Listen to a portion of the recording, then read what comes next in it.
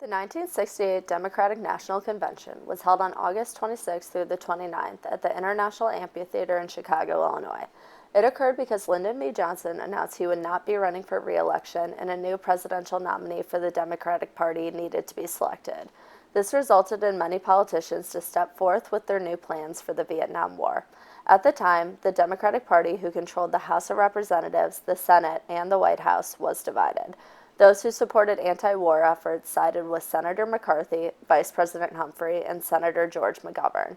The convention was covered by many newspapers, including the Chicago Tribune, the New York Times, and the Los Angeles Times. Uncertainty about the war led the Youth International Party, or Yippies, and other New Left organizers to make their voice heard.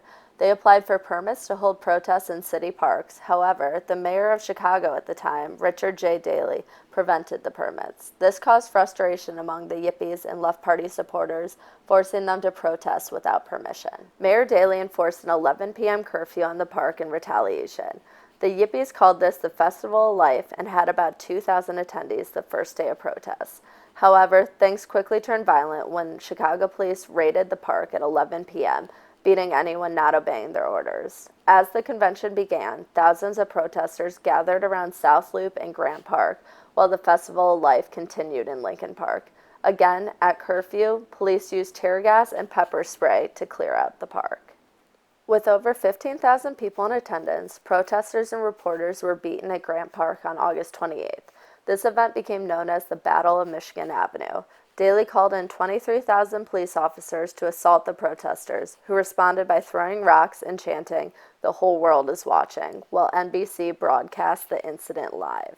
On August 29th, Hubert Humphrey accepted his nomination for president, causing protesters to try to rush the convention, only to be met with tear gas and police brutality. This event marks the end of the convention. In total, 589 people were arrested, and over 1,000 protesters and members of the press were treated for injuries. In November, Humphrey lost the election to Richard Nixon. This year marks the 50th anniversary of the 1968 Democratic National Convention. It became a very important moment in history. It revealed flaws in the Democratic Party and brought up the topic of police brutality.